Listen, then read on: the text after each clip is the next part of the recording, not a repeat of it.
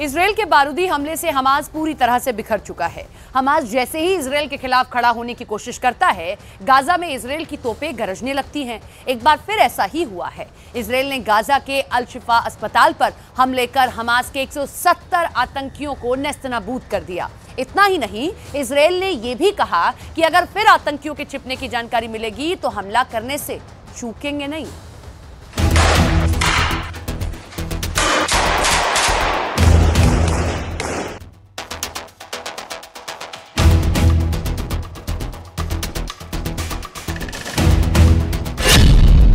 शुक्रवार को इजरायल में अमेरिकी विदेश मंत्री पहुंचे।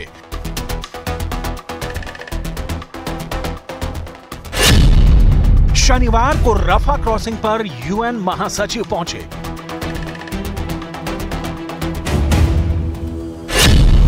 और रविवार आते आते इजरायल ने हमास के 170 आतंकियों को ढेर कर दिया। अमेरिकी विदेश मंत्री ने प्यार से नेतन्याहू को समझाया। फिर यूएन महासचिव ने खुद रफा क्रॉसिंग पर खड़े होकर इजरायल को थोड़ा चेताया, लेकिन इजरायल टस से मस नहीं हुआ। इजरायल ने अपना मिशन अबॉर्ट नहीं किया। इजरायल ने जो ठाना था वो करके रहा।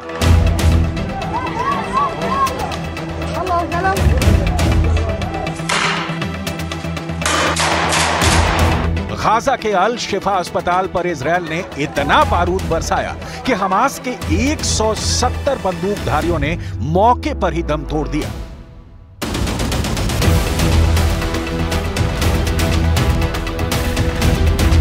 इजरायली सेना के बंदूकों से निकली गोलियों की तड़तड़ाहट से अल शिफा अस्पताल के आसपास का पूरा इलाका गूंजने लगा।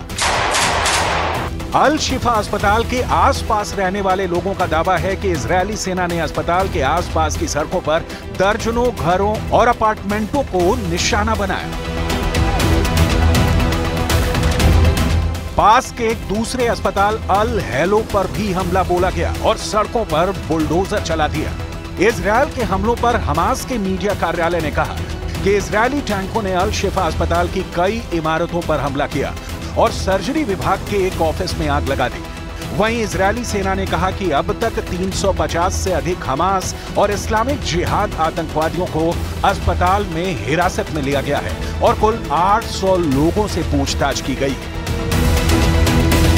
करीब एक हफ्ते पहले इजराइल ने गाजा के अल शिफा अस्पताल में सैन्य अभियान शुरू किया था। इजराइल ने दावा किया था कि हमास एक बार फिर से अल शिफा अस्पताल को अपने ठिकाने के तौर पर इस्तेमाल करना चाहता है और अपने मंसूबों को अंजाम तक पहुंचाने के लिए हमास के कुछ आतंकी अल शिफा अस्पताल में पनाह ले रखे हैं। इजराइल ने भी ये कहा था कि उनका मकसद नागरिकों को नुकसान पहुंचाने की बजाय हमास के आतंकवादियों से मुकाबला करना है।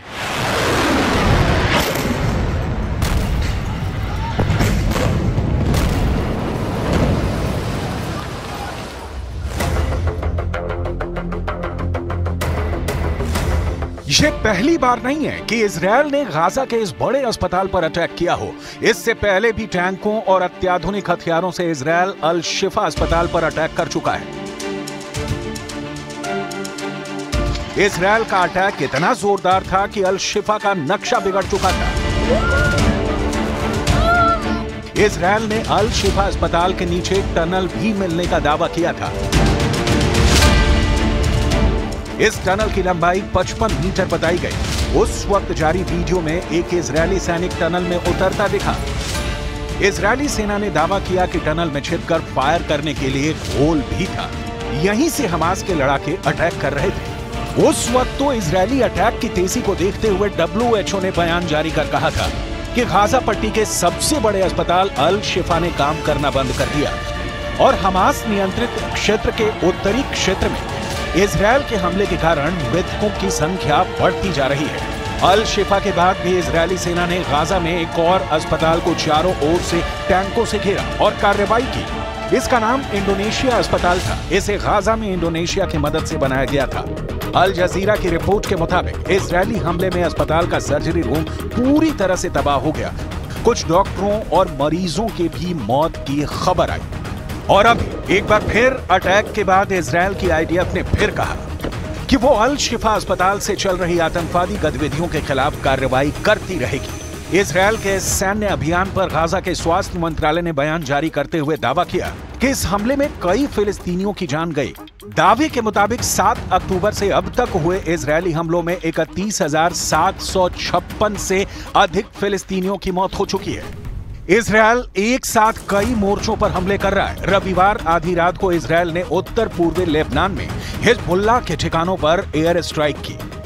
मीडिया रिपोर्ट्स के मुताबिक इस हमले में 3 लोगों के घायल होने की खबर है। इजरायल की तरफ से यह एयर स्ट्राइक लेबनान के आतंकी संगठन हिजबुल्लाह के गढ़ बालबेक में की गई। यह हमला लेबनान के उस हमले का जवाब था जिसमें लेबनान ने 2 ड्रोन इस्तेमाल करते हुए इजरायल के कफर ब्लम शहर को निशाना बनाया था। इजरायल के इस हमले के बाद लेबनान की ओर से इजरायल पर करीब 50 रॉकेट दागे गए, जिनमें से कुछ हवा में ही ध्वस्त कर दिए गए और कुछ खुले इलाकों में गिरे।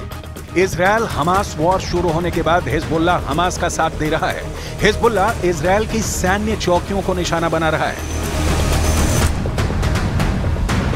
हमास की ओर से आरोप लगाया गया है कि गाजा शहर में दूसरी जगहों पर कुवैत चौराहों पर कई फिलिस्तीनी मारे गए हैं और घायल हो गए हैं जब वे सहायता ट्रकों का इंतजार कर रहे थे। राफा में जहां 10 लाख से अधिक लोग शरण लिए हुए हैं, तो वहीं स्वास्थ्य अधिकारियों ने कहा है कि एक घर पर हुए इजरायली हवाई हमले में 8 लोग मारे जा चुके हैं और कई घायल हो गए हैं। इजरायली सेना ने कहा है कि उसने मध्य गाजा और खान यूनिस के दक्षिणी क्षेत्र में हवाई हमलों और करीबी मुठभेड़ में कम से कम 20 बंदूकधारियों को मार गिराया है। अब समझिए कि आखिर क्यों यूएन महासचिव एंटोनियो गुटेरेस रफा बॉर्डर पर पहुंचे और क्यों खुद अमेरिका के विदेश मंत्री को तेल अवीव आना पड़ा। इजरायल हमास को किसी भी सूरत में बख्शने के मूड में नहीं है।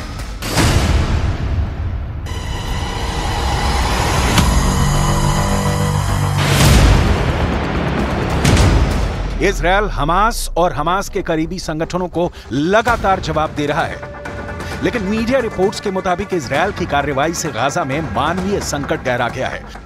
फिर भी इजरायल अब रफा में भी बड़ी कार्रवाई की तैयारी कर रहा है। गाजा की आधी से ज्यादा आबादी ने रफा में शरण ले रखी है। गुटेरेस ने रफा क्रॉसिंग से बयान जारी करते हुए कहा कि अब कोई भी हमला हालात को और भी बदतर बना देगा। हालात सिर्फ फिलिस्तीनी नागरिकों के लिए बदतर नहीं होंगे, बल्कि बंधकों और क्षेत्र के सभी लोगों के लिए भी बदतर होंगे। गुटेरेस ने संयुक्त राष्ट्र सुरक्षा परिषद में तत्काल संघर्ष विराम के लिए अमेरिकी प्रस्ताव पर सहमति नहीं बनने पर यह बयान जारी किया। मीडिया रिपोर्ट्स के मुताबिक रफा क्रॉसिंग के दूसरी ओर राहत सामग्री और खाने के सामान को लेकर करीब 7,000 ट्रक मिस्र के गाजा में प्रवेश करने का इंतजार कर रहे हैं, लेकिन इजरायल उन्हें बॉर्डर क्रॉस करने की परमिशन नहीं दे रहा है। इससे पहले गुरुवार और शुक्रवार को तेल अवीव में अमेरिका के विदेश मंत्री ने युद्ध विराम तुरंत लागू करने पर जोर दिया। इजरायल और हमास के युद्ध विराम लागू कराने के लिए एंटनी ब्लिंकन इजरायल में थे। इजरायली रक्षा मंत्रालय के सूत्रों से मिली जानकारी के मुताबिक मीटिंग में इजरायल की तरफ से कहा गया कि वो अपनी शर्तों पर कायम रहेगा। सूत्रों के मुताबिक हमास हर इजरायली महिला बंधक के बदले में 30 फिलिस्तीनी कैदियों की रिहाई चाहता है, जबकि इजरायल ने कहा कि वो एक महिला बंधक के लिए ज्यादा से ज्यादा 5 कैदियों को रिहा कर सकता है। इजरायल इस बात पर भी अड़ा हुआ है कि वो हत्या सहित गंभीर अपराधों के लिए जेल की सजा काट रहे फिलिस्तीनियों को रिहा नहीं करेगा। इजरायल ने कतर के प्रधानमंत्री मोहम्मद बिन अब्दुल रहमान अल थानी और मिस्र के खुफिया प्रमुख मेजर जनरल अब्बास कामेल सहित मध्यस्थों से कहा है कि वो युद्ध जीतने की कगार पर है। हमास की केवल 4 बटालियन बची है। इजरायल ने यह भी कहा कि वो पहले हमास की मांगों पर सहमत हो चुका है और अब इजरायल की शर्तों पर बातचीत आगे बढ़ाई जानी चाहिए। इजरायल और हमास के बीच यह युद्ध तब शुरू हुआ जब 7 अक्टूबर को हमास के लड़ाकों ने दक्षिणी इजरायल में घुसकर तांडव मचाया, जिसमें 1200 लोग बेमौत मारे गए और हमास ने 250 से ज्यादा लोगों को बंधक बना लिया।